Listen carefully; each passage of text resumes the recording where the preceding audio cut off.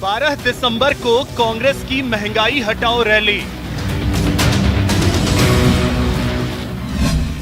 दिल्ली की बजाय अब जयपुर में होगी रैली।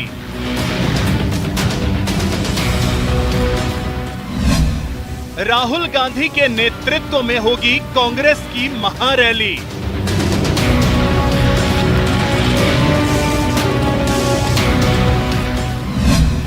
तीन दिसंबर को केसी वेणुगोपाल और अजय माकन आएंगे जयपुर।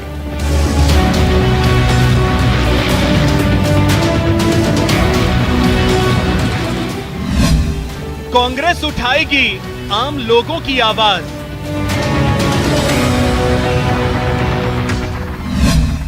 जयपुर में रैली के क्या मायने?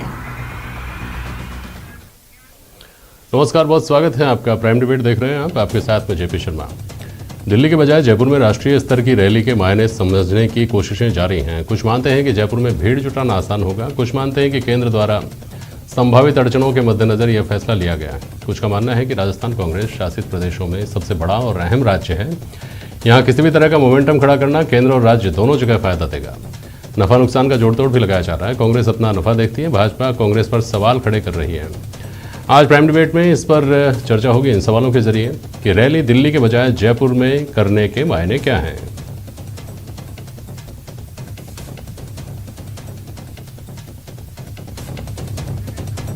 क्या जयपुर में भीड़ जुटाना आसान होने की बात सही है और यही शिफ्टिंग का कारण है? और सत्ता और संगठन का अब नया चेहरा है, क्या इसके साथ शक्ति प्रदर्शन का यह कांग्रेस के लिए एक बहुत बेहतर मौका होगा?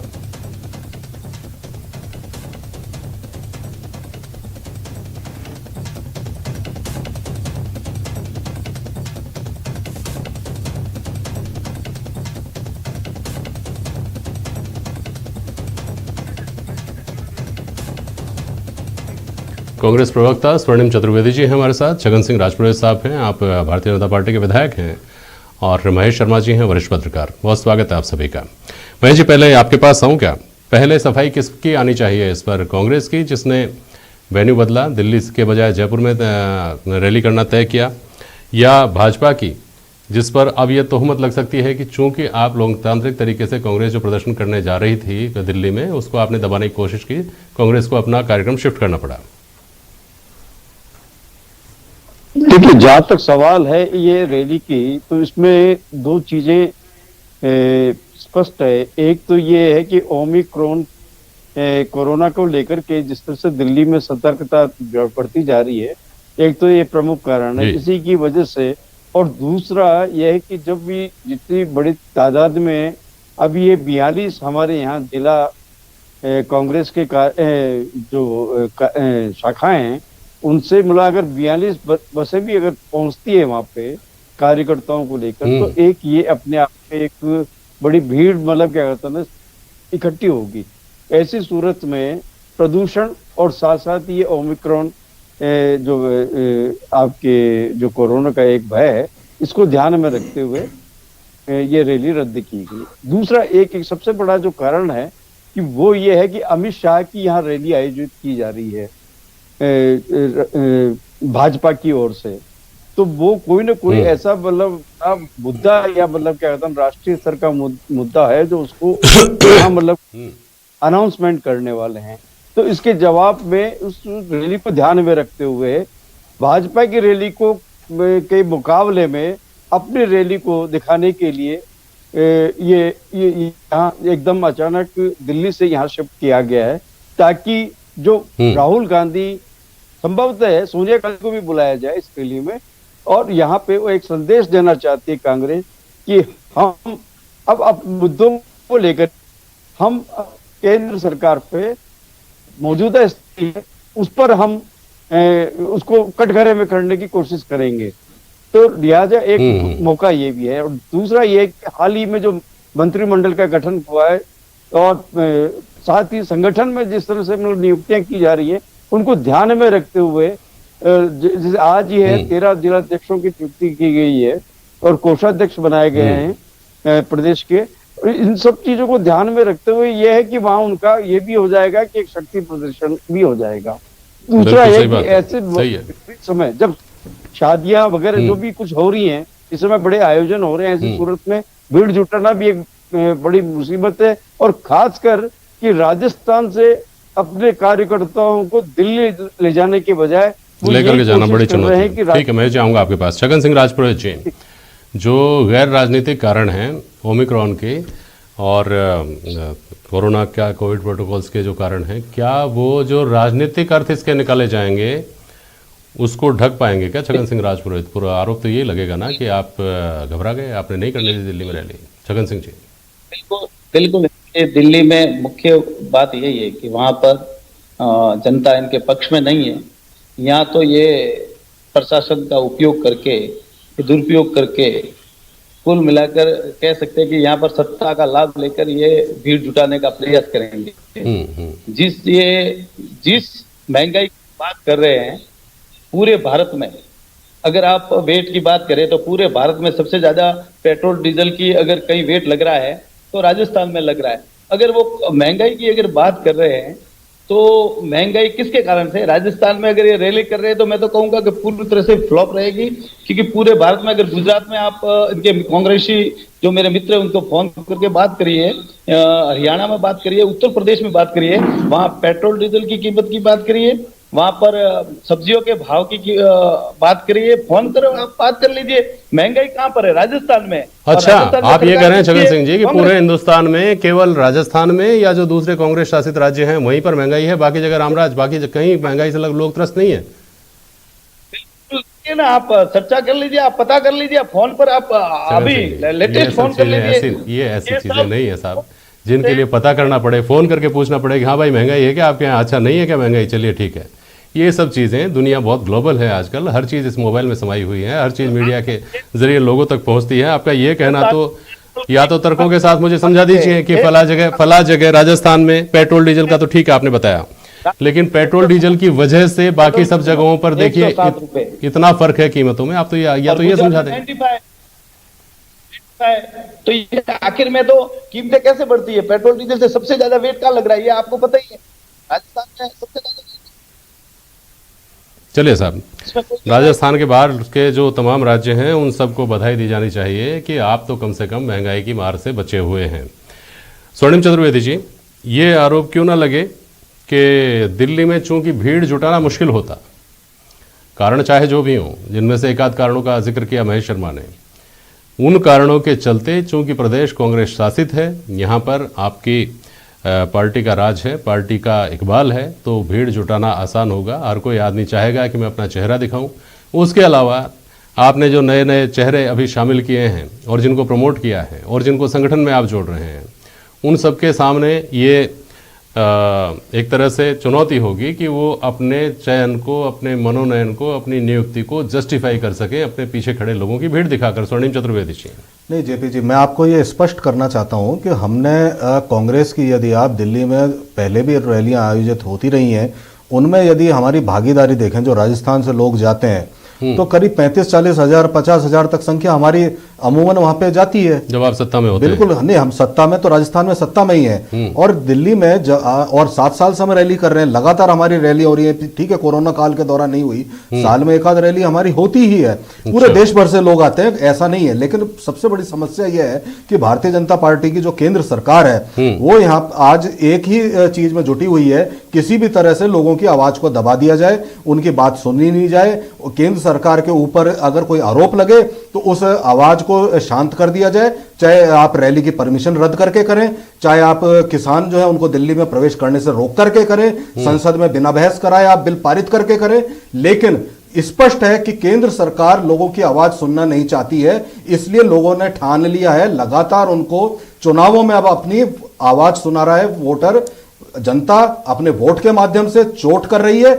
इसलिए भारतीय जनता पार्टी जो इस वक्त डरी हुई है, वो ये हमारी रैली होने नहीं देना चाहती थी। हमारी तो पूरी तैयारियां थी, हम कौन कहां से किस तरह से जाएगा ये तक हमारी तैयारी हो चुकी है। पूरे देश भर से वहां पे लोग जुटने वाले थे और भारतीय जनता पार्टी की जो केंद्र सरकार है उसको ये बताने वाले थे, ये जताने वाले थे कि आप शासन करने में फेल हो चुके हैं, आपको शासन संभालना नहीं आता, महंगाई रोकनी नहीं आती, अर्थव्यवस्था संभालनी नहीं आती। ये पूरा देश देखता। राजस्थान में अरे राजस्थान के कारण देश भर में पेट्रोल की कीमतें बढ़ी हुई नहीं है एमएलए साहब। पूरे देश में अगर खाद्य तेल बढ़ रहा है, दुगना हो गया, 3 गुनी उसकी कीमत हो गई, तो राजस्थान के कारण नहीं है। अगर राजस्थान के बाहर देखेंगे तो आपको पता पड़ेगा सीमेंट, लोहा, खाद्य तेल, सब्जियां, पेट्रोल, डीजल सब महंगा है। इस चीज का संज्ञान लीजिए। और इस कारण से आपकी सरकार डरी हुई है। अगर यूपी में रैलियां प्रधानमंत्री जी कर सकते हैं, योगी जी कर सकते हैं, तो दिल्ली में क्यों नहीं हो सकती? दिल्ली में हमने परमिशन ली थी, उस परमिशन को रद्द करने का क्या कारण है, यह बताया जाना आवश्यक है। यह बताइए क्यों आपने रद्द कराई?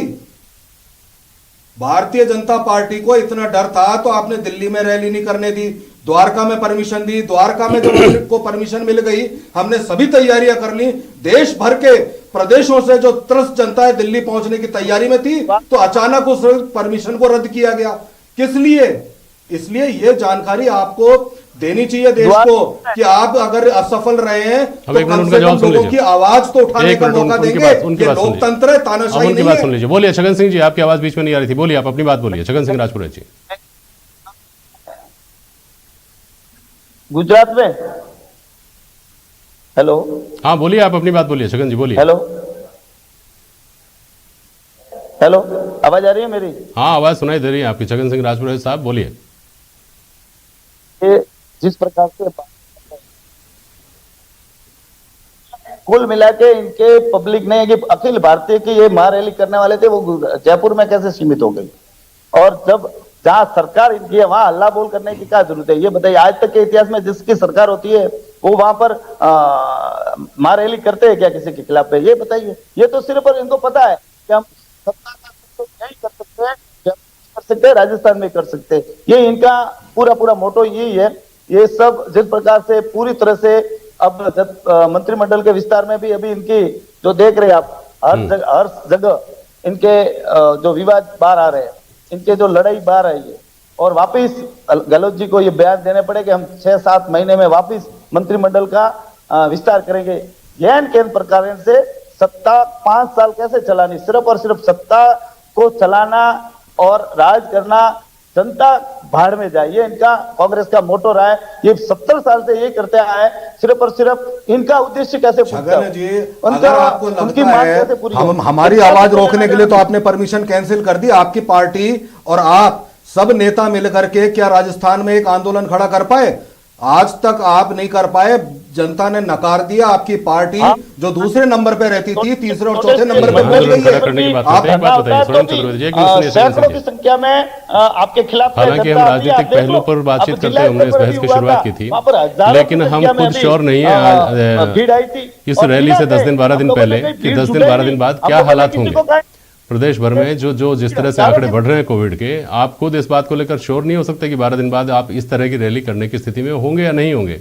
तो अगर तकनीकी कारण की गहराई में जाएं तो वहाँ तो पूरी बात जस्टिफाइड लगती है। लेकिन ये जो आरोप आप उधर लगा रहे हैं कि आपने परमिशन नहीं दी क्योंकि आप डर रहे हैं इस बात से कि आपके ऊपर हमला नहीं हो, राजनीतिक हमला इस तरह का 5 राज्यों में चुनाव से पहले, उसी तरह के ये आरोप तो आपके ऊपर लगते रहेंगे स्वर्णिम जी। और आगे क्या तस्वीर बनेगी, आप प्रवक्ता हैं पार्टी के, आपको बखूबी अंदाजा होगा। इस बात का भी अंदाजा लगाया जाएगा कि पूर्वी राजस्थान से कितनी गाड़ियां आई, फलाजी को मंत्री प्रमोट किया गया था, उनके क्षेत्र से कितने लोग आए, फलाजी को संगठन का जिला अध्यक्ष बनाया अभी ताजा, उनके क्षेत्र से कितने लोग आए। यानी जो अंदरूनी शक्ति प्रदर्शन का जो मौका है वो भी इसमें दिखाई देगा, और कम से कम देखने वालों के लिए तो मौका होगा ही होगा। ये स्वर्णिम चतुर्वेदी, देखिए जेपी जी, हम जब भी दिल्ली में रैली में जाते हैं राजस्थान से, जब हमारी सरकार यहाँ राजस्थान में नहीं थी, केंद्र में नहीं थी, तो भी हमारी संख्या बढ़ चढ़ के यहाँ से लोगों ने भाग लिया।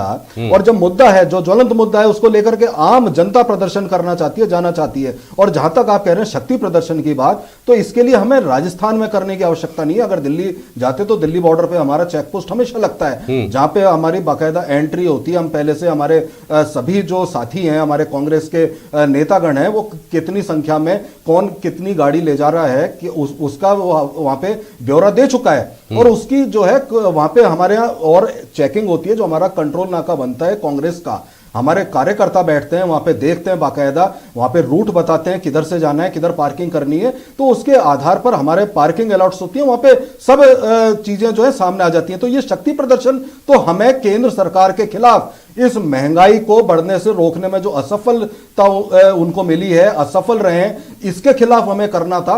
देश के किसी भी कोने में करें, कोने कोने में प्रदर्शन हो रहे हैं, हर प्रदेश में हो रहे हैं, जिला स्तर पर हो रहे हैं, बूथ स्तर पर हो रहे हैं, अब इसका राष्ट्रीय स्तर पर होना था। अभी भी अखिल भारतीय कांग्रेस कमेटी का यह आयोजन है और निश्चित रूप से सफल होगा, बेहद सफल होगा, और केंद्र सरकार को जनता की आवाज सुननी ही पड़ेगी, उसको नींद से हम जगा करके शरण सिंह रहेंगे। जी, पिछले कुछ दिनों में इस तरह के बयान बार बार आए कांग्रेस पार्टी के पदाधिकारियों की तरफ से भी और सरकार में जो लोग हैं उनकी तरफ से भी बार बार ये कहा गया। छगन जी, आपको मेरी आवाज सुनाई दे रही है ना? बोलिए सर। हाँ, तो ये कहा गया कि साहब 2023 में परिपाटी टूटेगी, एक बार कांग्रेस एक बार भाजपा आती है, इस बार 2023 में हम ये परिपाटी तोड़ देंगे। इस बार हम ये सुनिश्चित करेंगे कि कांग्रेस की सरकार की ही फिर से पुनरावृत्ति हो, सरकार नहीं बदले, आप लोगों के पास सरकार नहीं जाए, सत्ता आपके हाथ में नहीं जाए। अब ये जिस तरह से कांग्रेस लगातार, सुनिए एक मिनट, ये जो जिस तरह से कांग्रेस लगातार मोमेंटम खड़ी कर रही है, ये उसी कड़ी के तौर पर देखकर कहीं कोई चिंता आपकी पार्टी को नहीं होती क्या कि कांग्रेस को, जिसको आप एकदम कांग्रेस मुक्त भारत की आप लोग बात कर रहे थे, आज वो कांग्रेस पार्टी जिसके बारे में कहा जाता है कि विपक्ष के तौर पर फेल रहती है हमेशा, वो सक्रिय है और राज्य में आप विपक्ष में हैं, आप 3 सालों में कोई इस तरह का आंदोलन खड़ा नहीं कर पाए हैं। जैसे कि आप कह रहे हो कि कोरोना की महामारी चल रही थी, तो हमने चलो 2 साल में हमने धरना बड़ा नहीं आंदोलन किया। अब हमारा धरने जैसे जिले स्तर पर शुरू हो गए हैं और बड़ी भारी संख्या में हो रहे हैं। जैसा कि आप कह रहे हैं कि 2023 में, पिछला 2018 का चुनाव देख लीजिए आप, 2018 के चुनाव में सिर्फ और सिर्फ पूरे राजस्थान में 50,000 के वोटों के अंतराल से हम पीछे रहे और जिसके कारण से सत्ता गई, और वो भी इनका कोई पूर्ण बहुमत नहीं आया था। राजस्थान सरकार में कांग्रेस का कोई 99 सीटें आई थी, वो आपको पता है, कोई पूरी 100 सीटें नहीं आई। हाँ, उसमें आपको पता है कि किस कारण से सत्ता नहीं आई, क्योंकि कई पायलट साहब और वो सब एक जातिगत समीकरण समझो, कुछ भी समझो, उसमें कहीं सफल हो गए। लेकिन जिस प्रकार से विकास के 2013 से 18 में भाजपा की पूर्व सरकार ने जो विकास की एक गंगा बहाई थी, आप गौरव पथ को ले लीजिए, प्रत्येक ग्राम पंचायत में सीनियर हाई सेकेंडरी स्कूल ले लीजिए, प्रत्येक ग्राम पंचायत स्तर पर भामाशाह स्वास्थ्य बीमा ले लीजिए, लाखों लोगों को फायदा हुआ। सीधा सीधा हर योजना, लोक कल्याणकारी हर योजना आज धरातल पर है और इसका एक एक गड्ढा जानती है। इस 3 साल में एक काम 4 दिसंबर को 2 दिन के लिए अमित शाह भी आ रहे हैं राजस्थान में। शुरुआत में महेश शर्मा जी ने जैसा कि कहा, उनका जो कार्यक्रम होगा निश्चित तौर पर यूं मान करके चलिए कि कांग्रेस ने पहले से ही उनकी काट, चूंकि वो राजस्थान में आकर के ताल ठोकेंगे तो राजस्थान में ही उसका जवाब तैयार करने की कोशिश की है। इस तरह भी देखेंगे क्या इसको? बोलिए, क्या बोल रहे हैं? इस कमेटी की जो है मीटिंग है, जो रूटीन के कार्यक्रम है, जिस प्रकार से हमेशा प्रदेश की कार्य समिति की बैठक होती है, उसमें आदरणीय अमित शाह जी गृह मंत्री भारत सरकार के पधार रहे, पूर्व राष्ट्रीय अध्यक्ष है इसलिए। और 5 तारीख को हमारे जनप्रतिनिधि सम्मेलन भी है, जो पंचायत समिति सदस्य वगैरह जो है, तो ये तो कार्यकर्ता सम्मेलन है, हम कोई ज्यादा उसमें हमारा विशेष नहीं है, लेकिन उसमें भी कार्यकर्ता बढ़ चढ़कर अपने आप आएंगे। हमारा कोई ये नहीं है कि हम वो बनाएंगे, वो लिस्ट बनाएंगे, कितनी बसें आएगी, कितनी गाड़ी आएगी, नहीं, अपने मन से सब कार्यकर्ता वहां पहुंचेंगे और भारी संख्या में अपने आप पहुंचेंगे। वो देख लेना कि वो भी कौन आएंगे, सिर्फ जनप्रतिनिधि। हमारे कोई वो कार्यकर्ताओं का सम्मेलन नहीं, सिर्फ जनप्रतिनिधि होगा, वो भी पंचायत समिति सदस्य, वो जिला परिषद सदस्य वहां तक सीमित है, सरपंच सब तक सीमित है, बाकी कुछ नहीं है। और अमित शाह जी आ रहे तो हम महेश शर्मा जी, ठीक है सर। महेश शर्मा जी, अगर चुनाव से जोड़कर देखें, जो आने वाले दिनों में होने वाले हैं, 4-5 राज्यों में जो चुनाव होने वाले हैं, उससे जोड़कर देखें तो सबसे मुफीद जगह तो पंजाब हो सकती थी, वो भी कांग्रेस शासित प्रदेश है, वहां पर कांग्रेस को रैली करना और बड़ा बेहतर एक फायदा दिला सकता था। जयपुर में रैली करने के स्पेसिफिक क्या मायने माने जाएं? क्या राजस्थान में जो, जैसा मैंने कहा अभी कि 2023 की तैयारी कांग्रेस ने अभी से शुरू कर दी है, इस तरह का मैसेज देने की कोशिश है क्या? देखिए, जहाँ चुनाव की तैयारियों को लेकर के 2023 की तैयारी तो कांग्रेस ने शुरुआत कर दी इस रैली के साथ ही, ये तो मान के चलिए। अब रहा सवाल आपने पंजाब के बारे में पूछा, तो वहां स्थिति ये हो रही है कि कांग्रेस के हाल कई चीजें हो रही है। अमरिंदर सिंह को दूसरी नई पार्टी बना रहे हैं सिद्धू जी, और चन्नी के अंदर अभी बन नहीं रही है, कुछ न कुछ नया विवाद और नया विवाद मॉडल वगैरह की ऐसी चीजें चल रही हैं। तो ऐसी सूरत में वहाँ पंजाब में तो इस समय क्या है कि वो बर के छत्ते में हाथ में डालने वाली है, तो वहाँ स्थिति और भी मतलब खुल करके आ सकती थी कांग्रेस की। अब रहा सवाल कि दूसरे राज्यों से क्यों मतलब यानी है कि पहले बात यह है कि राजस्थान में जो ये सत्ता और संगठन का जो विस्तार हुआ है, उस विस्तार के साथ साथ यहाँ जितनी मतलब कहते हैं गैदरिंग इकट्ठी की जा सकती है।